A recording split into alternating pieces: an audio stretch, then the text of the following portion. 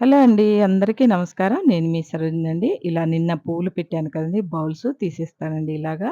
తీసేసి శుభ్రంగా ఊడ్చుకొని చల్లుకుంటానండి. చెట్లకు కాసిన్ని నీళ్లు పోసేసి, నాకు మనీ ట్రీ ఉంది కదండీ! అందులో నీళ్లు పోస్తాను ప్రతిరోజు. ఎలకొచ్చి దాన్ని కొద్ది కొద్దిగా కొట్టేస్తుందండి.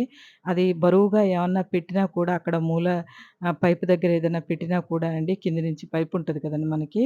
అది డ్రైనేజీ దగ్గర పెడుతున్నానండి. పెట్టినా కూడా కంపల్సరీ వచ్చేసి మంచిగా కొరికి తినేస్తున్నాయండి చూడండి. చెట్టు మొత్తం చచ్చిపోద్దండి అట్లున్నప్పుడు. మొత్తం నేను నీళ్లు పోసి మంచిగా పెంచుకునే టయానికి అవొచ్చి కొరికేస్తాయండి. పైపుల్లో నుంచి వస్తాయో, ఏం చేస్తాయో తెలీదండి. బయట నుంచి ఎలా వస్తాయో గానీ పందికొక్కులు చిన్న చిన్నగా వచ్చి కొరికేస్తున్నాయండి. చాలా బాధేస్తుంది చెట్టు చూస్తే. ఇలా ముగ్గేసుకున్నా అండి చక్కగా రంగోలి వేసుకొని, బౌల్స్ మార్చుకొని చక్కగా ఇలా వేసుకున్నానండి. గడపలు పుదించుకున్నా ఎక్కువ బొట్లు పెట్టట్లేదండి. ఎందుకంటే వర్షం వస్తుంది కదండీ! ప్రతిరోజు ఇలా చేయాల్సొస్తుంది. రోజు పెట్టుకుంటున్నానండి బొట్లు అలాగా. కాసిన్ని బొట్లు టకటకా పెట్టుకుంటున్నానండి. ఎక్కువ టైం తీసుకోకుండా గబగబా ఇలా ముగ్గేసుకొని పొద్దున్నే ఎందుకంటే మిగతా పనులుంటాయి కదండీ లోపల.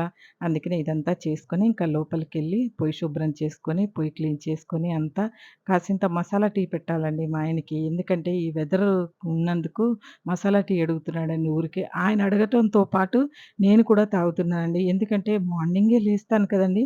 ఆ వెదర్‌కి ఎందుకో చలి చలిగా టీ తాగేసి పూజ చేస్తే బావుండు అన్నట్టుగా ఈ మసాలా టీ చూడగానే ఇంకా "నువ్వు తాగేయమ్మా, తాగేసి పూజ చేసినా ఏం కాదు. నువ్వు కంపల్సరీ టీ తీసుకొనే పూజ చేసుకో అమ్మా. టీ తాగకుండా పూజ చేసిన రోజులు ఎన్నెన్నో చాలా ఉన్నాయండి. ఇప్పుడు హెల్త్ సహకరించట్లేదండి. 2 బిస్కెట్‌లు కూడా తినేస్తానండి ఖచ్చితంగా. ఎందుకంటే టీ తాగేటప్పుడు నాకు బిస్కెట్‌లన్నా, ఇంకేదన్నా ఉంటే అలవాటండి.